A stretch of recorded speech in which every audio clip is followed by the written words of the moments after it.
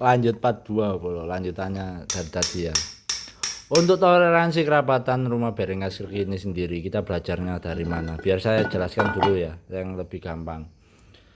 Tujuannya mengesok crankcase ini adalah untuk mengunci ini bagian rumah bearing askrek ini supaya dia tidak bergoyang kanan dan kiri, supaya suara mesin lebih halus. Karena kadang faktor ngelitik di dalaman mesin derek itu belum tentu di bagian head.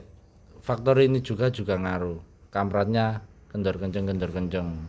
Ibarat cara kerja di arm motor waktu sekok main itu, dia kendor kenceng. Begitupun yang ini, waktu mesin berputar dia membuka loop profil noken as, otomatis waktu membuka templar membaca tonjolan bagian atas noken as, otomatis noken akan ketarik ke bawah, rantai kampratnya akan kendor. Waktu noken kembali menutup ke loop profil 0 noken, dia akan si noken otomatis akan naik ke atas dan rantai keteng akan kenceng lagi. Begitupun setiap hari, setiap berputar dia akan kendor kenceng. Makanya yang menyebabkan kasar biasanya memang di bagian ini. Sembuhnya memang realitanya kita kasih metode seperti itu ya. Jadi mesin bisa halus. Jadi jangan dikit-dikit hose coupling oblak, menyalakan hose coupling oblak ya. Karena hose coupling oblak pun meskipun lumayan banyak nggak terlalu berisik untuk di mesin. Yang sering terjadi berisik memang di bagian sini. Nah, untuk toleransi kerapatan mengesok ini seperti apa Mas, yang banyak ditanyakan teman-teman ya. Toleransinya kita buat ngikutin standar pabrik polo. Contoh, kalau saya biasanya saya buat sama dengan Ninja. Yang pernah bongkar Rekas Ninja 2 tak pasti paham, untuk kerapatan bagian sini harus ngereker ya. Atau yang lebih gampangnya, Rekas Ninja biasanya masang untuk bagian rumah bearing Rekas harus dipanasin. Plus yang logika masuk akal bisa dilihat di bagian crankcase kiri. Kalau saya salah harap silakan komen di bawah.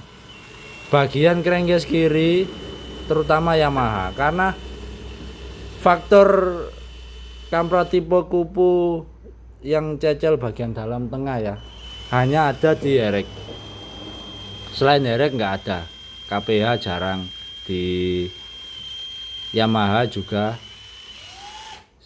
jarang, hampir nggak pernah saya temuin. Terutama di Yamaha Scorpio, yang sering bongkar Yamaha Scorpio pasti paham. Pasti nggak pernah menemukan kamprat Scorpio boncel di bagian kamprat juga, cecel di bagian dalam.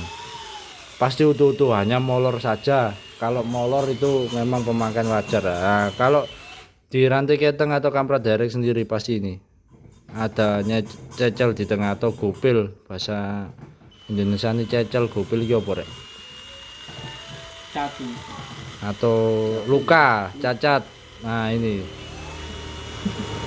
penyakitnya hanya di engine neret. Tapi di Scorpio nggak pernah ketemu, di Jupiter nggak pernah ketemu, di Vixen nggak pernah ketemu. Itu sebabnya di Jupiter, Vixen, Jupiter MX, Scorpio silakan dicek sendiri. Di bagian crankcase kiri ini pasti ada lubang baut M8 atau baut kunci 12 untuk men-tracker bagian askrek ya, atau untuk memasang tracker kruk as, untuk melepas kruk as intinya. Karena memang dari standar pabriknya itu dia dibuat rapat. Makanya untuk motor-motor baru sekarang, khususnya Matic juga semua, salah satu crankcase-nya pasti ada yang rapat. Beat, PCX, NMAX dan lain-lain lah, motor-motor yang terbaru sekarang, bagian rumah bearing askrek pasti dibuat rapat-rapat. Bahkan ada yang bearingnya dibuat besar sebelah kanan dan kiri. Itu ada sebabnya teman-teman. Jadi kesimpulannya untuk bagian crankcase ini, yang sakit rumah bearing askreknya, yang diganti jangan bearingnya. Ingat ya, yang rusak, yang oblak rumah bearing askreknya, yang diganti jangan bearingnya, mengatasi masalah tanpa masalah. Pegadean bolo. Mengatasi masalah tanpa masalah. Kenapa saya bilang demikian? Rumah bearing krek ASRX ini sendiri ukurannya besar bolo. NTN kalau bawaan dari Jepang. Standarnya toleransinya memang lumayan banyak. Semakin besar bearing, semakin besar juga toleransi oblaknya untuk bagian bola bearing ya, atau spillingnya semakin banyak. Tapi memang wajar, semakin besar bearing pasti toleransi spillingnya pasti banyak, kecuali untuk bearing-bearing yang kecil seperti ini dia memang rapat-rapat. Nah, contoh kayak bearing-bearing seperti ini dia nggak boleh oblak. Seperti ini dia toleransi oblaknya sedikit. Kalau bearing besar seperti ini pasti oblak. Lah, yang menjadi logika sekarang itu seperti ini. Seringkali kita ingatkan ya teman-teman, kalau membeli spare part apapun jangan tergiur harga murah. Logikanya seperti apa? Bearing seperti ini banyak beredar di pasaran bearing palsu. Sesuai logika saja. Tidak ada bearing NTN asli, apalagi diameternya sebesar ini, harganya di bawah 100.000, embel-embel bungkusnya NTN. Tidak ada bearing sebesar ini original NTN harganya di bawah 100.000. Yang sering kalian beli di online shop itu bisa dipertanggungjawabkan ya. Tidak ada bearing diameternya sebesar ini ori Japan NTN harganya di bawah 100.000. Karena kita untuk bearing-bearing ini seperti ini sudah sering, toko bearing apapun kita hiruk pikuk di Surabaya pusatnya bearing, tahu mana bearing asli dan palsu.